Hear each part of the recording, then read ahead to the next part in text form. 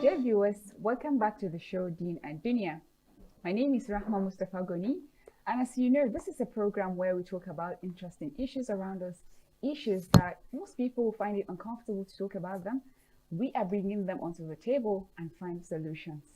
Today, we have for you a topic that is very dear to my heart, which is single and hopeful. And I have with me in the studio a special guest, Barrister Zulaiha Yusuf. She is the author of Coping Mechanisms in a Difficult Marriage. Assalamu alaikum. Wa alaikum assalam wa rahmatullahi wa barakatuh. I have my co-host, who is Abdul Rashid Abdul Fattah. Assalamu alaikum. Wa alaikum assalam wa rahmatullahi wa barakatuh. Okay, single and hopeful. So we know that singles are men, women, but for women, she can be maybe a widow, a divorcee, or some people that have never been married. So there is this thing where most of our girls are being raised with the mentality that marriage is the ultimate goal and nothing else. They don't actually show them that marriage is only one aspect of your life, which is important, but then it's not your whole life. And they will tell us that, okay, since you're not married, you shouldn't get that degree, you shouldn't get that PhD, you shouldn't buy that car, you shouldn't buy that house, and wait until you're married. It's like you should pause your life until somebody comes and sweeps you off your feet or something like that. So I don't know. If maybe Allah says you're not destined to get married, does that mean you should be miserable your whole life and you don't have any purpose? You're worthless? Because there was a father that told his daughter that if you're not married, you're just useless. Just imagine this coming from a parent. So what can we do? How can we cope with these things? You start from. Well, I think that this program is timely, because like you said, for a very long time, we've taken marriage as the be-all and the end-all of a woman's life, and it's not the truth. We are realizing now that, everybody has a life purpose, male or female. When Allah talks about us in this dunya, how we should strive, He talks about mu'minin and mu'minat, qanitin, qanitat, abidin, abidat. He doesn't just say, men, go and strive, and women get married and that's all. And this is the missing link. What we are doing right now is the missing link of all the marital challenges that we're seeing in our ummah today. The stories are devastating. Every time there's a story of a badly turned out marriage, of divorce, of domestic violence.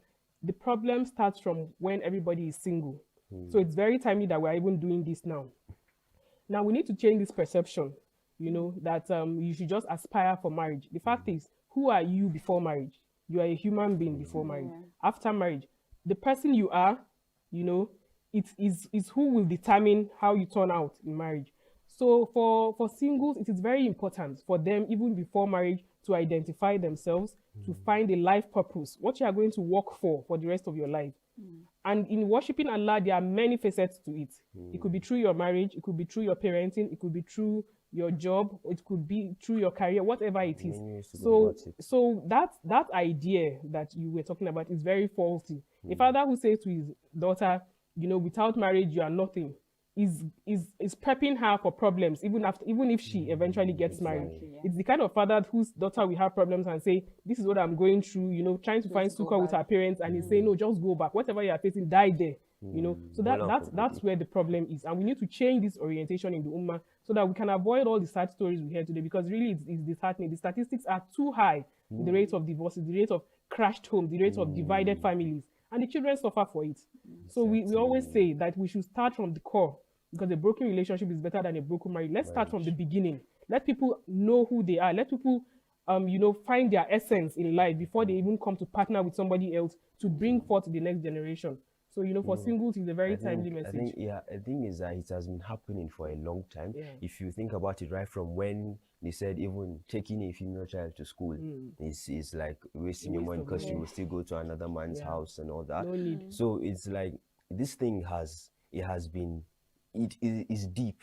It is deep into the subconscious of, it's in the African mindset. Orientation. So where do we even now begin to start opening that mindset from that? Look, it is your like the other time they said marriage is not supposed to complete you, it complements you. So it now in fact one thing I have noticed is these days the amount of of heartbreak, of breakfast that people have collected is too much, especially in teenagers, because now you would, let me say, 9 in 10 teenagers will tell you that love is a scam. 9 in 10 men will tell you that women are scum. 10 in 10 ladies will tell you that men are scum. Men are bad. All So men are bad. you won't even know where to start from. I mean, you okay, and then when you now look at it, you see that the thing is, people's preferences and their priorities is now another problem. The youths of today, the priorities that we have, it now leads us to having bad preferences or not really so good preferences, which now leads to bad choices. So it's now, sometimes you begin to, okay, with all the husband materials, like, see me now, a husband material. You see me here now, but you will not come to meet the husband materials like us, and then you go to meet those men. Well, we can't tell. It's not written on the face who is going to be a bad husband. There are these things they tell girls, like, you cannot, just because you're single, you cannot make a mistake. But you make any mistake, they'll be like, is that how you're going to treat your husband? Is that what you're going to do in your husband's house? I remember one time when I actually went to a conference. So we were in the queue waiting to be served. So somebody was in front of me. So there was an instruction to the caterers that you shouldn't serve anybody more than one portion. So the man now said he wanted to have swallow. And the girl gave him one wrap. So he was like, no, I don't want one. No, as a big man, all you give me one. Like, I'm sorry. This is the instruction. You can only have one. You can have other things as variety, but then please just take this one. And then he looked at her and was like, if it is your husband, is it the way you're going to serve my him? husband. Like that. I was just, and she has been, sorry, I'm sorry. I just went to meet her and I was like, my sister, you're following instruction, right? You need to apologize. I said, you need to keep your job, right? She said, yes. I said, sir, please, since she's sorry, it's not even called for you to be telling her these things. I said, if he doesn't want, please just move on. Serve another person. I'm here. I mean, like, why? And they throw that at women a lot. That is why you're not. And if you even have problems later, and you are now single again, some allusions are going to be made to, okay, so it was this your hot temper that removed you from your husband's house. It was because of this you are not. That's why she's not married. Either, like, let's say you are even a teacher in a school and you are a harsh person, they'll be like, oh, that woman, that's why she's a husband left her. That kind of thing. So we need to stop this stigmatization. We need to stop. The pressure is too much for girls. Once you are 18, 19, 20, like the clock is just ticking. It's ticking. And for men nowadays too, it's almost the same thing. Everybody is asking. You go for your cousin's wedding, your sister, everybody is asking, when is it you're going to be? When is it going to be? And so it makes people desperate. And so my message to singles basically is don't be desperate, because that desperation has led to so many bad choices. Some people got married because they wanted to leave the situation at home. I'm sorry, some people come from, dysfunctional families. Maybe where there's domestic violence or the father is never around, or there are issues that are unresolved, polygamy, things like that. So they just want an escape, and then they go from a bad situation to an even worse situation. So for singles, it will not be nice to be desperate, and it is very important to be grounded. Like you mentioned that there is pressure maybe from family, from friends and all that, and sometimes maybe self-inflicted pressure. So that makes them I feel like, okay, let me just get married for marriage's sake, and there is no proper investigation.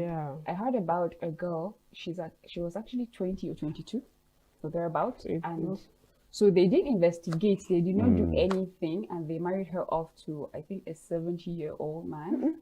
So it wasn't her choice. So now after, I think, few months, the man got sick and he passed.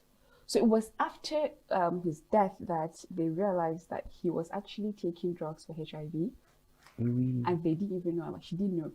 Apparently, the other wives knew about it since. And so they didn't want to have anything to do with him again. So her parents did not investigate, no any test, all these things. And then they found out that she was positive as well. So there's no. That is like another whole cascade of problems on its own. So she was like that, and then somebody even came with the same condition, saying he was going to marry her, and she was like, she's never going to get married in her life. Just look at it. At this age, they traumatized her. Crushed her dreams. She'll be in trauma, and and this is where the role of the parents come into. Families need to do their work. Families need to. I know that these days, material. He's rich. He has property. He's, material very important, of course, because he needs to be able to take care of his family, but that should not also be the only criteria. Investigations, it should even arouse your curiosity as to why would somebody of this age be wanting to marry to actually get somebody married. that is That's great another granddaughter's thing. age, I So don't know. I don't want to call it a problem, but there is this thing of an uncle coming from somewhere and saying he wants to marry the. You hear a lot of cases where the girl is already in love or the boy is already somebody in else, love and with the lady, and then one uncle or one elder cousin will just come from somewhere and say that give me your daughter, let me marry. And sometimes for the sake of family ties and all that, those stressful things, they will now eventually marry her off. Now, someone that is already in love with someone else, number one, it will be extremely difficult to stay faithful. Yes. Number two, she will not be happy Her mind in is that somewhere marriage. else. Her mind is somewhere else. Yeah. And and if it is actually real, the guy himself too will not want to let go. Yeah. It's like, and although people make fun of it these days, that someone should just come and give me 10 million and tell me to leave their daughter alone, that kind of thing. But it really devastates us. It really hits people hard. They call them latecomers. Latecomers, they will come and dominate the whole space.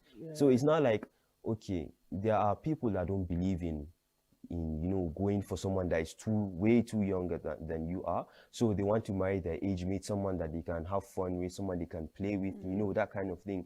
So it's not like and then the narrative is that like, for example, they'll tell you that your wife has not yet been born, that kind of thing, that she has to be way younger than she exactly. And to me personally, I believe it doesn't, with all due respect, it does not make any sense. Everybody has you should be able to have you should be able to go for what you want.